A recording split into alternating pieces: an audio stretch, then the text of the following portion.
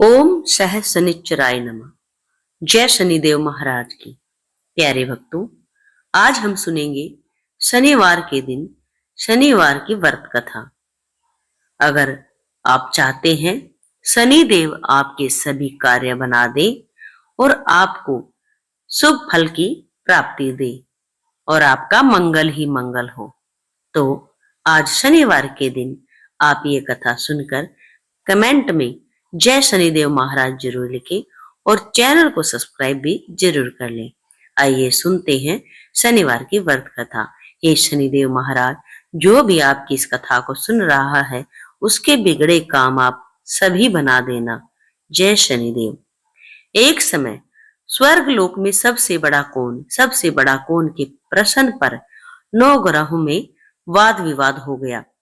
वाद विवाद इतना बड़ा कि परस्पर भयंकर युद्ध की स्थिति बन गई। निर्णय के लिए सभी देवता देवराज इंद्र के पास पहुंचे और बोले, हे देवराज, आपको निर्णय करना होगा कि हम में से सबसे बड़ा कौन है। देवताओं का प्रश्न सुनकर देवराज इंद्र उलझन में पड़ गए। इंद्र बोले, मैं इस प्रश्न का उत्तर देने में असमर्थ हूं। हम सभी पृथ्वी लोक में उज्जैनी नगरी में राजा विक्रमादित्य के पास चलते हैं। देवराज इंद्र सहित सभी ग्रह उज्जैनी नगरी पहुंचे। महल में पहुंचकर जब देवताओं ने उनसे अपना प्रश्न पूछा तो राजा विक्रमादित्य भी कुछ देर के लिए परेशान हो उठे, क्योंकि सभी देवता अपनी अपनी शक्तियों के कारण महान थे। किसी को भी छोटा या बड़ा कह देने से उनके क्रोध के प्रकोप से भयंकर हानि भी पहुंच सकती थी। अचानक राजा विक्रमादित्य को एक उपाय सूझा और उन्होंने विभिन्न धातुओं स्वर्ण, रजत, चांदी, कांसा, ताम्र, तांबा, शीशा, रांगा, जस्ता, अभ्रक व लोहे के 9 आसन बनवाए। धातुओं के गुणों के अनुसार सभी आसनों को एक दूसरे के पीछे रखवाकर उन्होंने देवताओं को अपने अपने सिंहासन पर बैठने को कहा। देवताओं के बैठने के बाद राजा विक्रमादित्य ने कहा, आपका निर्णय तो स्वयं हो गया। जो सबसे पहले सिंहासन पर विराजमान है वही सबसे बड़ा है। राजा विक्रमादित्य के निर्णय को सुनकर शनि देवता ने सबसे पीछे आसन पर बैठने के कारण अपने को छोटा जानकर क्रोधित होकर कहा, राजा विक्रमादित्य, तुमने मुझे सबसे पीछे बैठाकर मेरा अपमान किया है। तुम मेरी शक्तियों से परिचित नहीं हो। मैं तुम्हारा सर्वनाश कर दूंगा। शनि ने कहा, सूर्य एक राशि पर 1 महीने, चंद्रमा 2.25 दिन, मंगल 1.5 महीने, बुध और शुक्र 1 महीने, बृहस्पति 13 महीने रहते हैं, लेकिन मैं किसी राशि पर 7.5 वर्ष तक रहता हूं।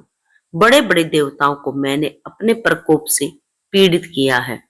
राम को 7.5 के कारण ही वन जाकर रहना पड़ा और रावण को 7.5 के कारण ही युद्ध में मृत्यु का शिकार बनना पड़ा। राजा, अब तू भी मेरे प्रकोप से बच नहीं सकेगा।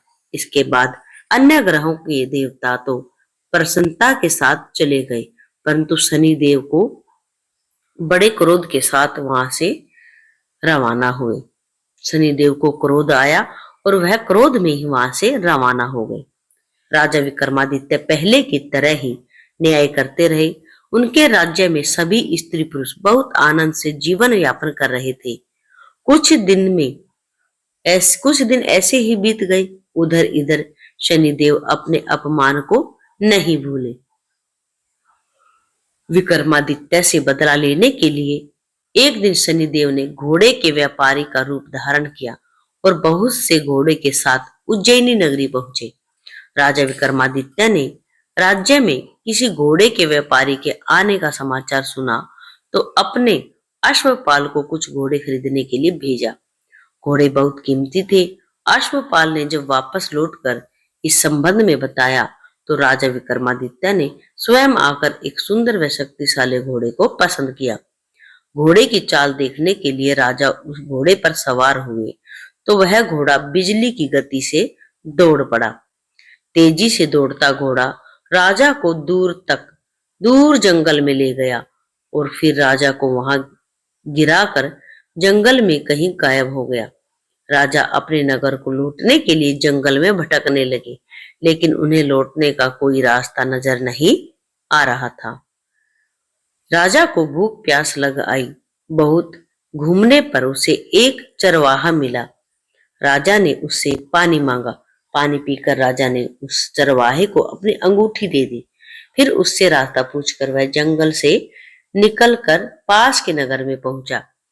राजा ने एक सेठ की दुकान पर बैठकर कुछ देर आराम किया। उस सेठ ने राजा से बातचीत की तो राजा ने उसे बताया कि मैं उज्जैनी नगरी से आया हूँ।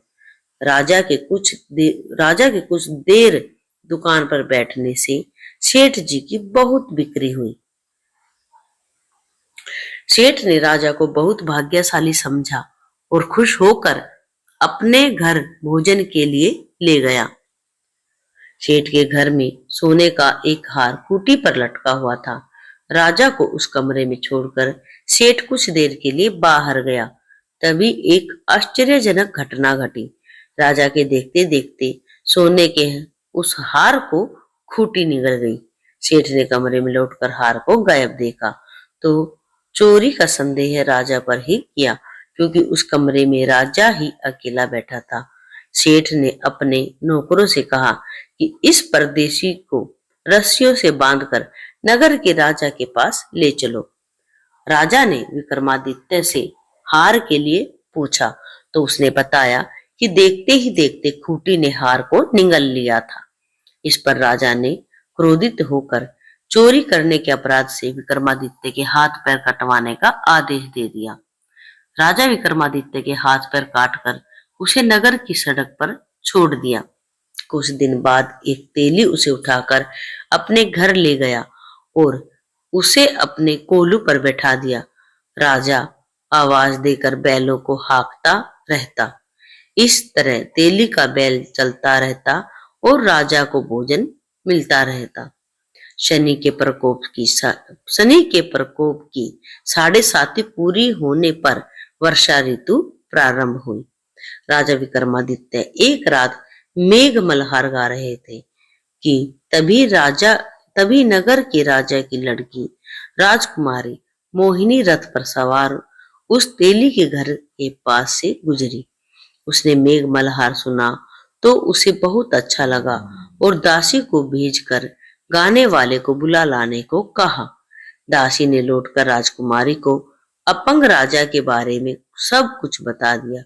राजकुमारी उसके मेघ मल्हार से बहुत मोहित हुई, अतः उसने सब कुछ जानकर भी अपंग राजा से विवाह करने का निश्चय किया। राजकुमारी ने अपने माता पिता से जब यह बात कही तो वे हैरान रह गए। रानी ने मोहिनी को समझाया, बेटी तेरे भाग्य में तो किसी राजा की रानी होना लिखा है, फिर तू इस अपंग से विवाह करके अपने पांव पर कुल्हाड़ी क्यों मार रही है।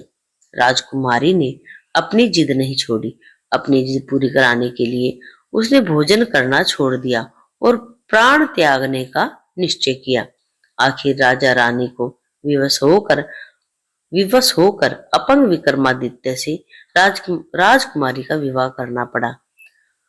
विवाह के बाद राजा विक्रमादित्य और राजकुमारी तेली के घर में रहने लगे। उसी रात स्वप्न में शनिदेव ने राजा से कहा, राजा तुमने मेरा प्रकोप देख लिया है, मैंने तुम्हें अपने अपमान का दंड दिया है। राजा ने शनिदेव से क्षमा करने को कहा और प्रार्थना की, हे शनिदेव आपने मुझे जितना दुख दिया है अन्य और किसी को न देना।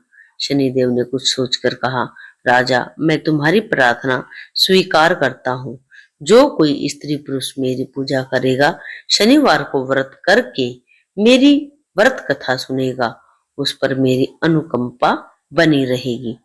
प्रातःकाल राजा विक्रमादित्य की नींद खुली तो अपने हाथ पांव देखकर राजा को बहुत खुशी हुई। उसने मन ही मन शनिदेव को प्रणाम किया। राजकुमारी भी राजा के हाथ पांव सही सलामत देखकर आश्चर्य में डूब गई। तब राजा विक्रमादित्य ने अपना परिचय देते हुए शनिदेव के प्रकोप की सारी कहानी सुनाई। सेठ को जब इस बात का पता चला तो दौड़ता हुआ तेली के घर पहुंचा और राजा के चरणों में गिरकर क्षमा मांगने लगा। राजा ने उसे क्षमा कर दिया क्योंकि यह सब तो शनिदेव के प्रकोप के कारण ही हुआ था। सेठ राजा को अपने घर ले गया और उसे भोजन कराया। भोजन कराते समय वहां एक आश्चर्यजनक घटना फिर घटी। सबके देखते देखते उस खूंटी ने हार उगल दिया। सेठ जी ने अपनी बेटी का विवाह भी राजा के साथ कर दिया और बहुत से स्वर्ण आभूषण धन आदि देकर राजा को विदा किया। राजा विक्रमादित्य राजकुमारी मोहिनी और सेठ की